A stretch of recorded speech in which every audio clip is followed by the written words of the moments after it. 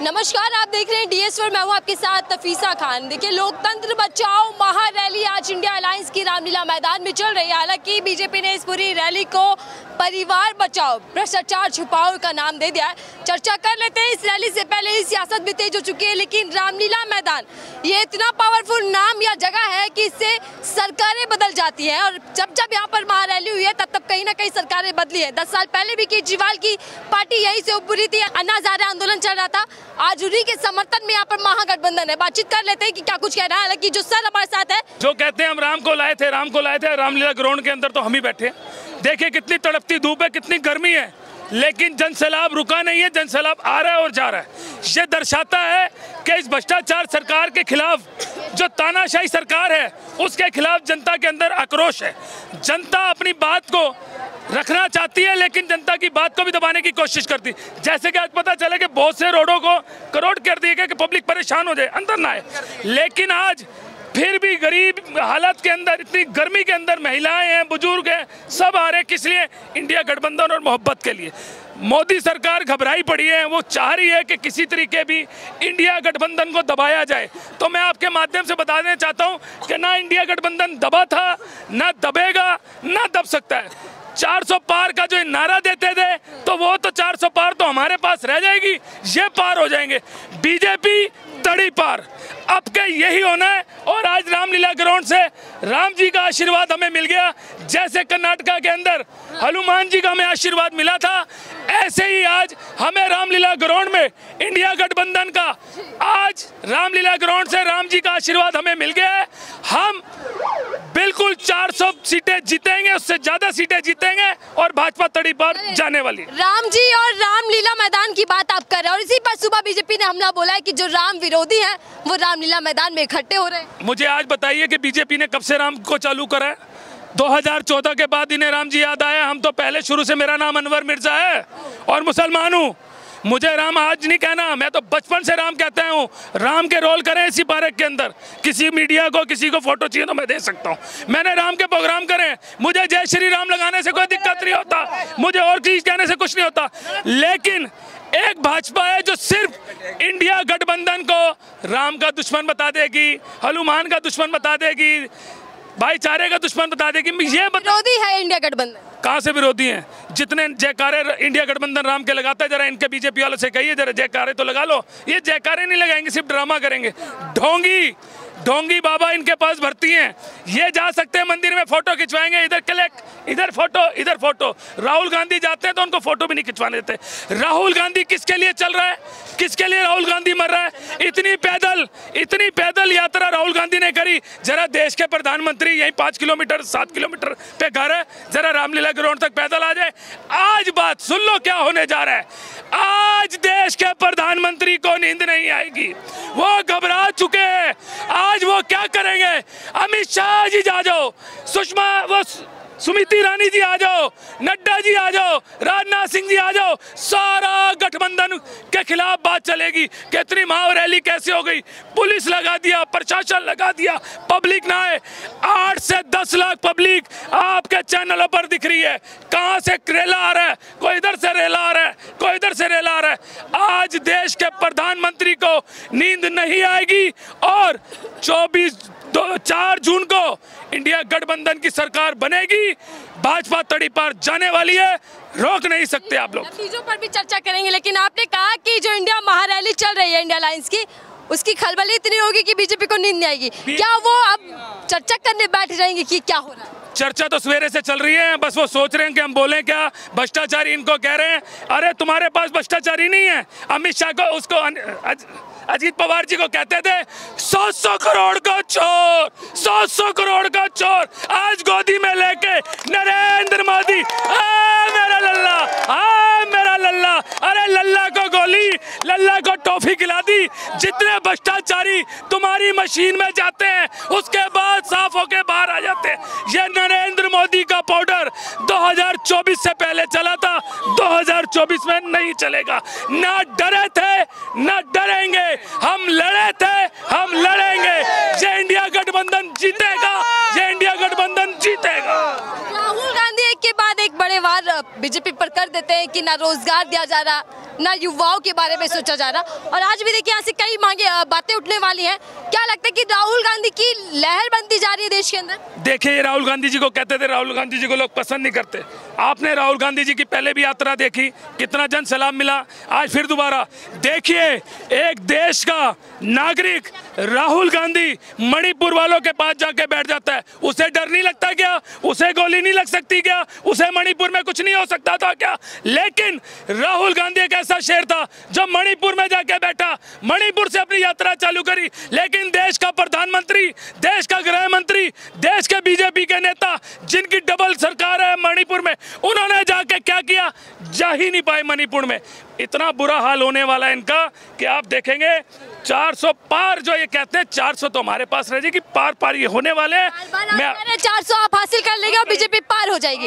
Hat trick की बात कर रहे हैं, हैट्रिक की बात की जा रही है। इतनी घमंडिया सरकार, घबराए पड़े थे, दो मुख्यमंत्री को इलेक्शन डिक्लेयर हो गए, आचार संहिता लग गई। अरे उठा लो, इसको भी उठा लो, उसको भी उठा लो, इसको भी ले आओ, उसको। अरे भैया, सारे जितने विपक्ष के ना आज रामलीला ग्राउंड में इकट्ठे हुए थे, आज यही बाहर ईडी लगा देते, यही गाड़ियां लगा देते, सबको भर के ले आते। हम जेल जाने के लिए तैयार है, लेकिन डरने के लिए तैयार नहीं है। हम भाजपा के आगे झुकने को तैयार नहीं है। हमारा एक ही शेर है, राहुल गांधी, जो इनसे आंखों में आंखें डाल के पूछता है, इनसे जवाब मांगता है कि किसानों के साथ तुमने क्या अत्याचार करा, अग्नि परीक्षा पे तुमने क्या अत्याचार करा, बेरोजगारी पे आवाज उठाता है राहुल गांधी। अरे राहुल गांधी को किस चीज की जरूरत है?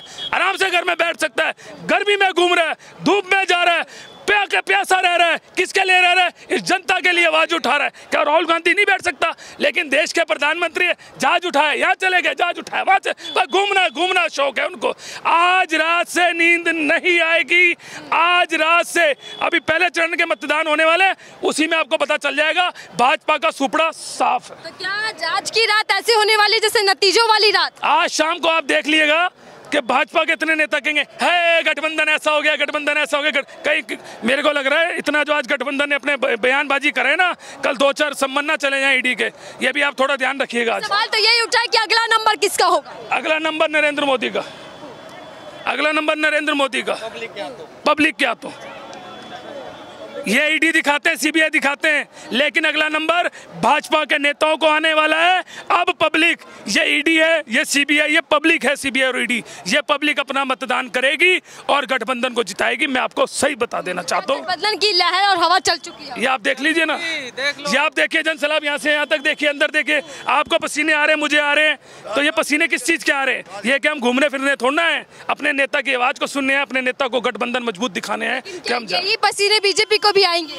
पसीने तो छूट चुके हैं। नरेंद्र मोदी के एसी के अंदर भी पसीने आ रहे होंगे। वो कह रहे होंगे यहाँ से पहुंचू अमित शाह दिख रहे हैं, यहाँ से पहुंचू राजनाथ सिंह दिख रहे हैं, यहाँ से स्मृति ईरानी दिख रही है, नड्डा जी तो यहाँ बैठे। मोदी तो देखिए मेरठ गए हुए हैं, रैली कर रहे हैं, और हो सकता है कि कुछ ना कुछ बड़ा वार आप इंडिया अलायंस पर भी कर दें। वो तो उनकी आदत है।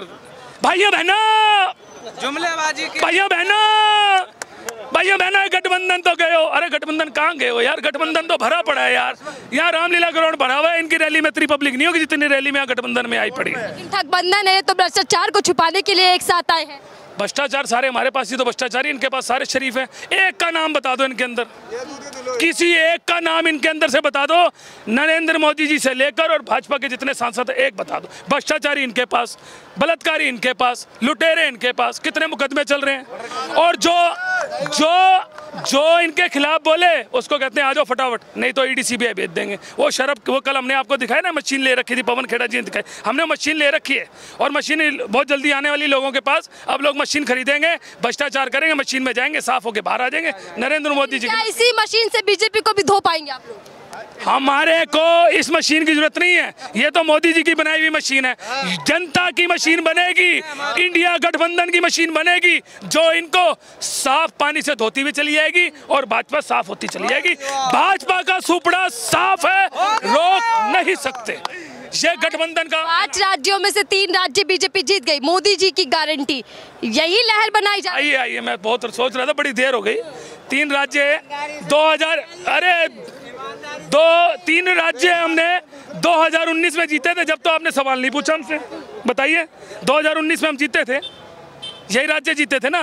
उसके बाद मोदी जी जीत गए थे, कोई बात नहीं, क्या हो गया, तोड़ा ताड़ी करी, वहाँ भी वो दिखा दिया, इसको ले आओ उसको उठाओ। आज क्या कर रही है भाजपा सरकार, यही कर रही है। 2024 में निश्चित इनका जाना है, ये तड़ी पार जाएगी, भाजपा तड़ी पार है, 400 450 सीधे गठबंधन जीत रहा है, रोक नहीं सकते। लेकिन क्या बीजेपी के पास कोई मुद्दा नहीं बचा?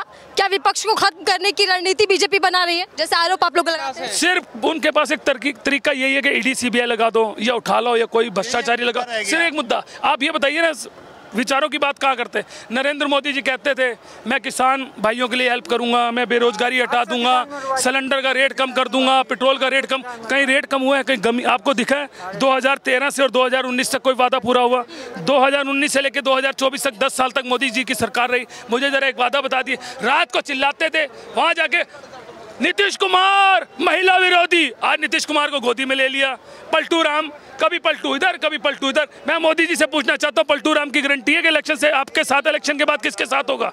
ये सिर्फ एक अजीत पवार क्या थे, कितने नेता इनके भ्रष्टाचारी है वो सब। मोदी जी तो अभी भी कह रहे हैं कि परिवारवाद भ्रष्टाचार को खत्म कर ही मानूंगा, प्रण ले लिया है, ना खाऊंगा ना खाने दूंगा। राजनाथ सिंह के बेटे को किसने टिकट दी?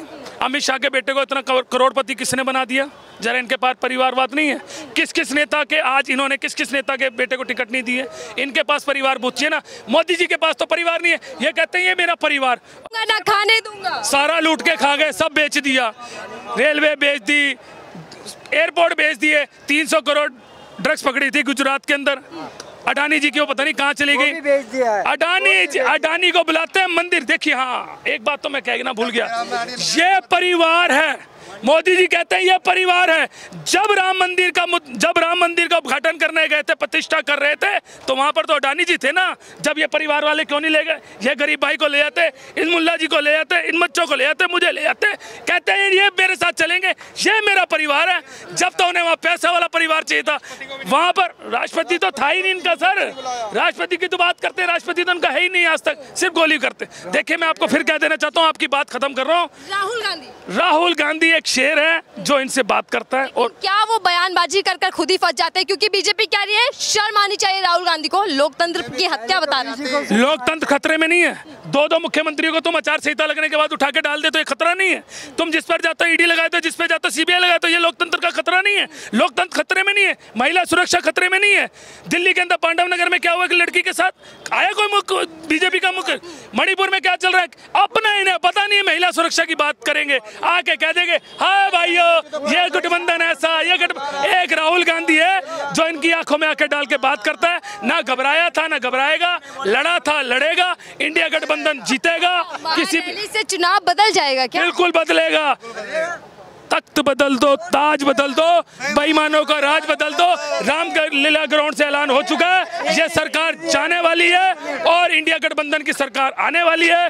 भाजपा तड़ी पार। बहुत धन्यवाद। लोकतंत्र बचाने की दुआई देता हुआ इंडिया अलायंस रामलीला मैदान में, और एक बड़ा संदेश यहाँ से दिया जा रहा है इंडिया अलायंस की ओर से कि इस बार 2024 की लहर बदल जाएगी। चुनावी मुद्दों पर होने वाला है चुनाव, और कहीं ना कहीं यहाँ से इंडिया अलायंस सीधी चुनौती भाजपा को दे रहा है कि इस बार लोकतंत्र बचाने की लड़ाई में देश की जनता उनके साथ है। फिलहाल के लिए दीजिए इजाजत।